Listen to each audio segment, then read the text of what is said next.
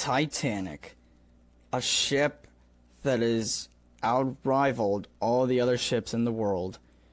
She was all about luxury, size, and power.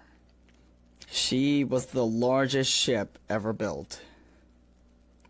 Her construction first began on March 31st, 1909, at Southampton Docks in Southampton, England, along with Olympic and Gigantic.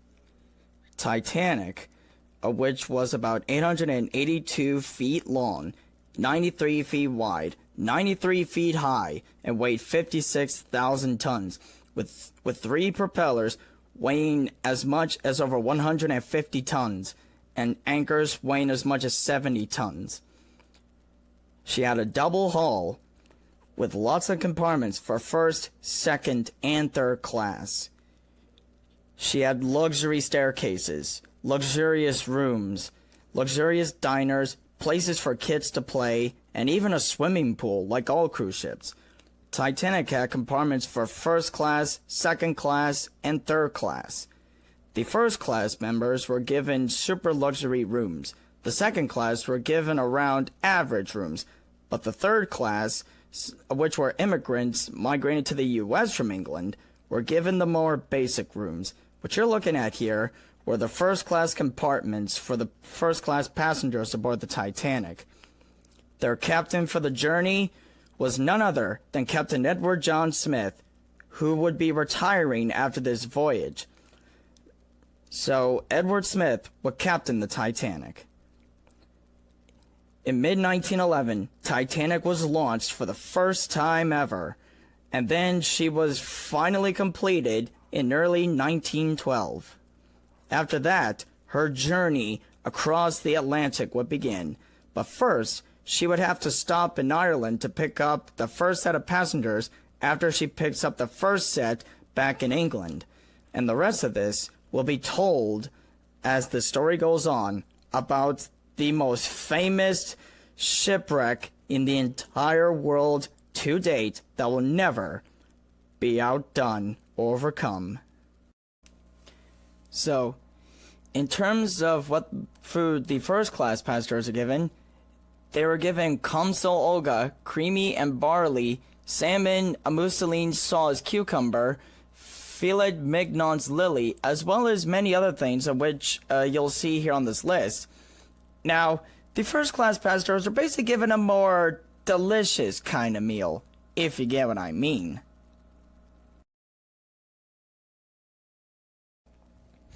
Meanwhile, the second class passengers were given baked haddock, sharp sauce, and pretty much the other average things that second class passengers on ships today have, but were different.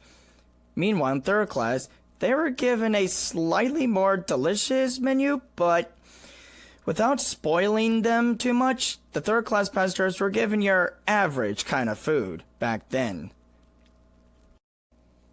Then, on that day of April 13th, 1912, Titanic set off for New York City.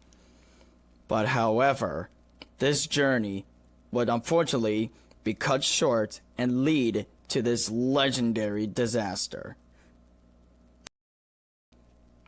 Then, on that night of April 14th, 1912, the captain of Titanic was getting constant iceberg warnings, but he ignored them.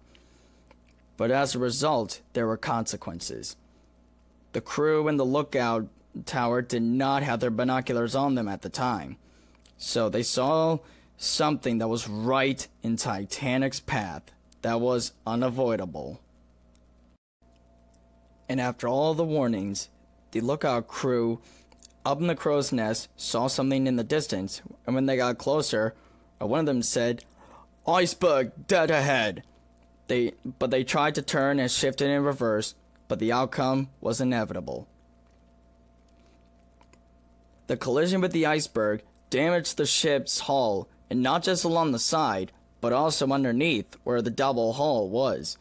It flooded 5 of the watertight compartments that were built on the Titanic to keep it afloat, but unfortunately, this was of very little use.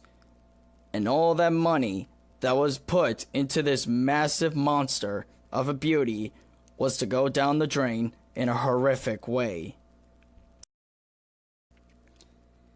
As she began to sink, Titanic's crew began doing their safety protocol. On the left side of the ship, it was less chaotic. It was women and children first. If there wasn't any left, then it was men. But on the right side, it was absolute chaos. People were shoving and pushing, trying to get into the lifeboats, but it was all too late in the end. As an hour goes by, Titanic's stern was all the way up in the air. And then they heard a creak and a crack and a gurgle and groan. It was the sound of the giant's hull creaking. And then what happens next changes everything about unsinkable ships from back then in those days of Atlantic travel. As the next half hour goes by, Titanic literally snaps in half like a twig. The result of this was all the weight of the back being pushed onto the hull, causing the ship to break in half. And after that, the bow would make its plunge to the bottom, with the stern following right behind it, marking the gravesite of this Titan. Then, the next morning, at around 6:30 a.m. on April 15th, 1912, the surviving passengers were picked up and brought back to New York City by the nearest ship to receive the distress signal, the RMS Carpathia. But they arrived too late. But thankfully, the passengers were safe and sound and would live in horror from their experience. Then, on July 18th, 1985, after years of searching, Titanic was finally found. But what they found was quite unexpected. Titanic had snapped in half.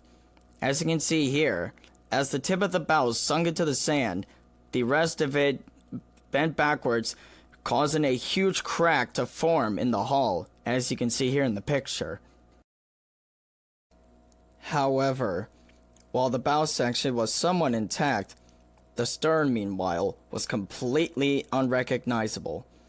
As you can see here, as it was sinking, parts of it started peeling away as if it was being slipped open like a tin can. The wreck covers almost 20 square miles of the ocean floor, and this was all that's left of the Titan that once sailed the sea. So as the expedition went on, the crew have discovered a lot of things about this wreck.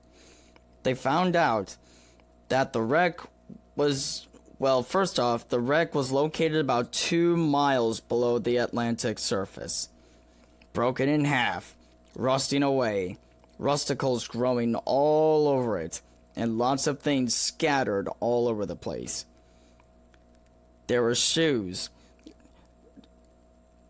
bowls, glasses, shoes, bags, lots of stuff left behind by the passengers that were on board the Titanic during the sinking.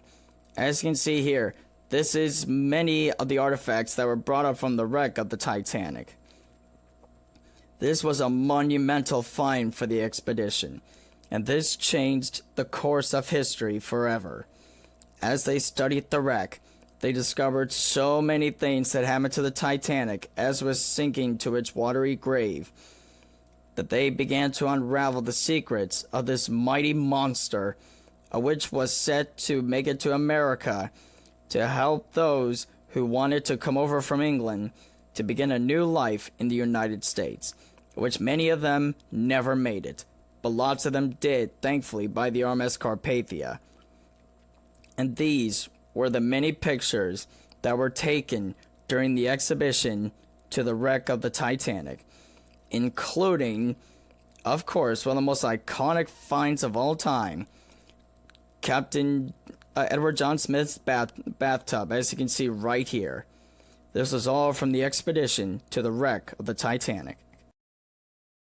Now, in 2020, the wreck looks pretty much like this, slowly decaying, and eventually, in the next 25 to about the next 50 or 75 years or so, the Titanic will slowly become part of the sea as tiny particles of sea dust. And this is all about the legend of the Titanic for years to come. Over 108 years later, Titanic is still one of the most easily recognizable shipwrecks of all time. Its legend will never die. It itself will live on in the history for years to come. And those that have died aboard the ship will now rest in peace for all eternity and beyond.